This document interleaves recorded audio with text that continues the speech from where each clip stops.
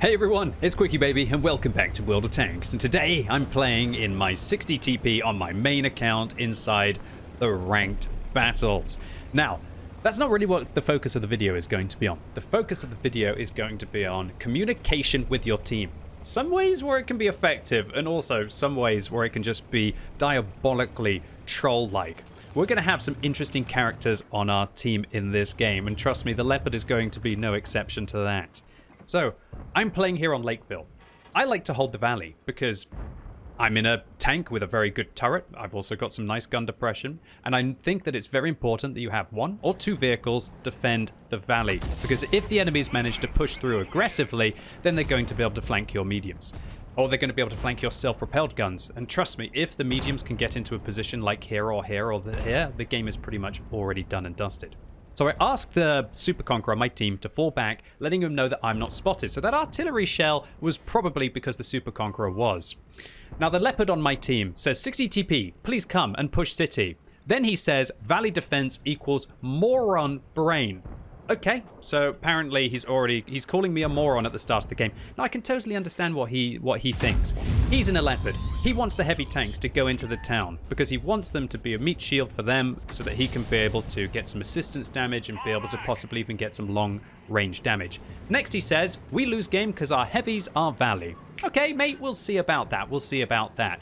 So I want to try and turn it around now. That 140, in my opinion, has got himself in a far too aggressive location. And just by sitting here, yeah, the Super Conqueror is going to get wrecked by the 60 TP. I see he fires, so I immediately let the Super Conqueror know, come with me, bro. We're going to wreck this Soviet medium tank with our Polish steel. We go down, fire one up into the belly of the 140. He's on top of me for a split second, which actually means that he takes a little bit more damage, but I do as well. And while I do take 2 hits, that's an entire medium tank dealt with. And we get to push forwards to now start to put some pressure up on the 60 TP. Now, unfortunately for us, it looks like our artillery are either having incredible bad luck or they are truly shocking, as they miss the 60 TP completely out in the open, which is a big pain to us. So the Leopard once again just really won't shut up. Now they're saying GG, well played. Okay. Come on, put a can on it, mate. Otherwise I'm going to have to try and put a can on it for you later, all right? So now we're going to be in a position where we can start to push the valley. And me and the Super Conqueror, having dealt with one vehicle, hopefully now we can isolate the 60 TP as well. Now I like to get up into this lovely little nook here. This nook actually makes you very safe from self-propelled guns, and you can actually hold back against turreted tanks, and no better than the 60 TP firing HE, which I've loaded for holding vehicles back on a ridgeline. It's how I've managed to do so well on my free-to-play account is the 60 TP, and how I've managed to get away with only firing, I think, 1 premium round in my entire play session in the 60 TP. But right now, I'm on my main account, so I am going to be firing as much gold as I feel I need to in this game. So the 60 TP puts a good shell into me. I fire a highly explosive round, which actually does 388 damage and also tracks him as well. Now he's lost his repair kit, which means that my Super Conqueror can actually lock him in place, and I put a devil's roll there for 666 into the top of the 60 TP engine. You can see the 60 TP isn't even interested in me. So, well, interested in the Super Conqueror. So I go forwards, backwards, and then forwards again, and I actually juke him. Oh, the poor little lamb. That was a beautiful little move there. Forwards, backwards, and forwards again. And he thought I was going to be keeping going back because he wanted to try and get one into my engine deck. All right, so let's focus back on chat now that we've dealt with 2 vehicles. The Leopard just simply won't give up. Now they say, good job, 60 TP. You are amazing, bro. You got Valley. It's just amazing how good it is.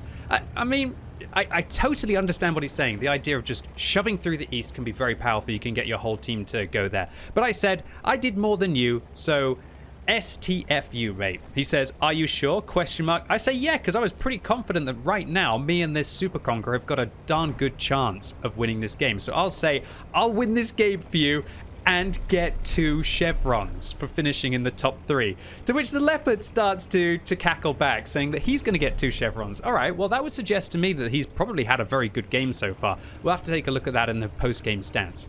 So right now, I was really hyped to win this game, so I start to turn my teamwork up to 11. So I'm asking the 430U to push Valley. Leopard just won't give up, says, you are a bad player, bro. I say, we cover base. I say, okay, mate.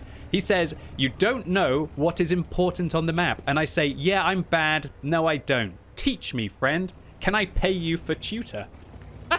So the leopard says, you can play Valley because you have turret armor and gun depression. Yeah, of course. He says, and we'd lose because of that.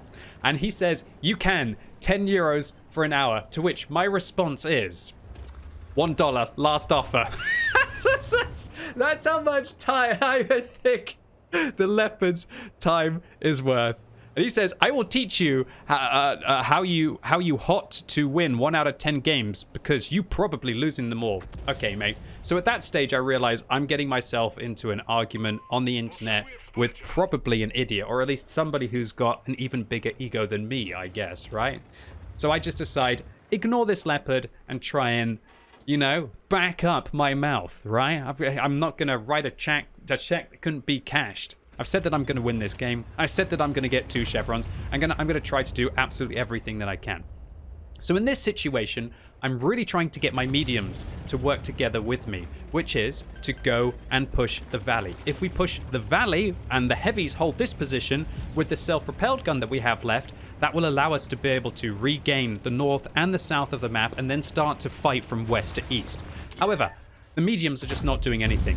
I get spotted, suggesting to me that there's somebody up in that bush. I have no idea. It could be a 13105. It could be that leopard again. So I decide to just fire one on the move up into the bush, praying that I'm going to hit a tank, while also still keeping my turret facing towards where the imminent threat would be, and also possibly the self-propelled guns. Now, I really need the Super Conqueror to come with me, because while the 60 TP has big old clout and is a huge threat with regards to the alpha damage that the vehicle has, if it gets caught by itself, yeah, a medium tank is going to be able to do disgusting things to this. The TVP, for example, could click me out. If the leopard locks me in place and both artillery hits me, then the leopard will be able to take me out as well with his second shot, or even with the first shot with the 2 self-propelled guns. So the leopard is saying that we are suiciding going down the valley, but this is a different leopard. The original leopard has actually stopped for a second. Maybe he jumped out. We'll have to see. We'll have to see that later on. So I tell the Super Conqueror, buddy, please come with me. We need to carry these medium tanks. And the Super Conqueror, who we had some great synergy with earlier, hopefully he's going to realize that we can do it. We can manage to push this together. So I know that heavy tanks versus leopards, heavy tanks versus Object 261s, as long as we can get into a position where their artillery is not effective, then we should be good. Now, we know that the leopard who was last spotted here has actually been respotted in this location. So that's huge knowledge for us. So now I'm communicating with the Super Conqueror. I say, hey bud, we need to attack 2 angles. Please go on the outside and I'll take the first corner. And the reason for taking 2 angles is because if they've got self-propelled guns, of which they do, then we don't really want to sit next to each other because it'll be double damage, double splash, and we'll both lose our repair kits. By timing our advance with the Super Conqueror taking the left alleyway and then me taking the right alleyway, I'm hoping right now that we're going to be able to get a pincer maneuver. The next move, I really hope, is that once I've got control of this bush and vision out of it, then that will allow the Super Conqueror to cross the gap. You can see I say camp for 90 seconds because that's how long I think we have. I think we have 90 seconds before we truly have to make the play to try and win the game. So the Super Conqueror does exactly what I was hoping he was going to do. And you see I'm pinging the map to ask him to go there as well. Now he's got the outside, I've got the inside. Now I ask the leopard on my team, and this is not the leopard that we were talking to earlier. This is a different leopard, to come and help triple cap. So in this scenario, we've got a lovely crossfire here. We've got me on the corner inside a bush, not spotted. I don't want to go around this corner because if I do, I'm going to get caught out from this location. But I hope that the Super Conqueror now, I'm asking him to come and join along with me, to come into my position along with the leopard over here, and then we should be able to harass. Now the leopard pings the map and suggests that there's a leopard there. Maybe he got spotted, maybe he got shot at. Irrelevant, it's time to play. The leopard around the corner doesn't realize that we have 2 heavy tanks in this location. He probably just thinks it's just a leopard there, and they're going to try and hold on and try to get the artillery fire. All right, so here we go. We've aligned up our team. We've got 3 tanks working in unison, and there's the leopard. There's 2 leopards on near full hit points. I put 1 shell in. The Super Conqueror penetrates the first. The leopard puts in another shell, and now we've immediately got them on the run. Our hit points that we saved from earlier means that we can weather the storm from the artillery, and these 2 leopards have got no armor in under complete pressure. I know I can overmatch the side of the leopard, so I'm aiming at the side and aiming at the track as well. And looks like the Super Conqueror actually decided to try and get in front of me to save my hit points there. I've got goosebumps at the idea of somebody in ranked not thinking selfishly about their hit points, but keeping their friends inside the game to be able to take this one down. And then hopefully we're going to have some choice words for the leopard. So luckily for us, it looks like, hold on, is that well, how many leopards were there on our team? Were there 3 leopards on our team? Okay, there were 3 leopards on our team. So I have my final words for the leopard who I was hoping was still watching. I say, chew to me, $1, please, chew to me. A little bit troll, I know, but I think with the mouth that the leopard had and just the constant complaining instead of focusing on what they could do, it probably triggered me and pushed my buttons. And there was nothing so sweet as to band together with a different leopard, as well as also with this super conqueror who had a fantastic impact in the battle to be able to shut down this game. So after the battle, I sent a message to the super conqueror who we were fighting with all the way through there. Tanks Destroyer 5000 PL. Sounds like a Polish Terminator model, right? I said, hey bud, it was a pleasure to play with you. Nice push.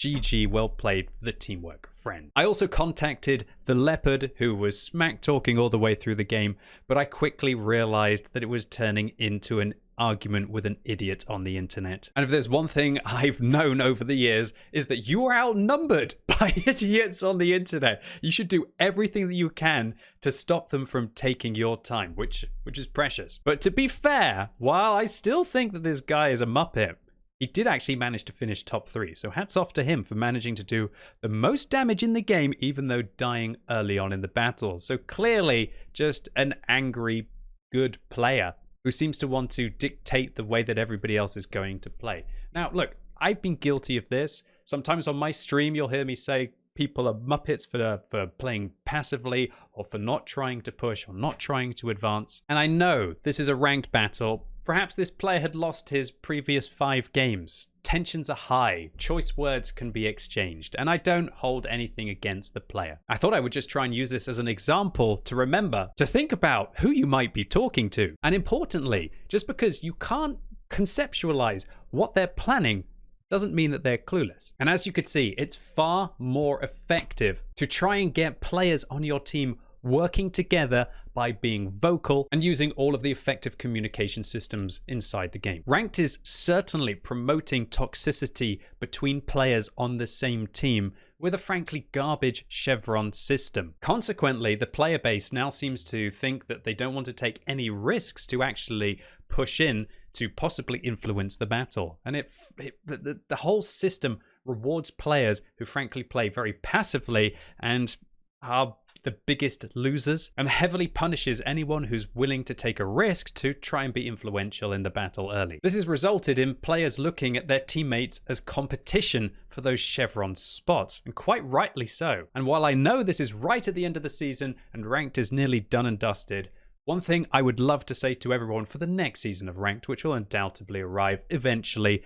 is to fight it. Fight this feeling of selfishness promoted by a garbage chevron system, and work together with your team. Be vocal, be constructive, and trust me, if you master this, you will win more often, and by proxy, by winning, your whole team will get more chevrons more often. Anyway, ladies and gents, boys and girls, that was it for today. I hope you enjoyed this one. If you did, give it a thumbs up. If you hated it, give it a thumbs down. And let me know whether you would like to tutor me for $1 in the comments down below. Actually, no, don't answer that. And if you're watching this video as it's released on Sunday, it's time for the World of Tanks Tech Tree Showcase right now on twitch.tv/QuickyBaby. And this week, most of you have voted for the AMX 13105. So come along as I play the best auto-loading light tank in the game, and it is also the best damage dealing light tank in the game. So if you haven't seen this vehicle, it's definitely one to check out. And if you don't have any of the vehicles leading up towards the 13105, I'm going to show you how they all play and give you my tips and tricks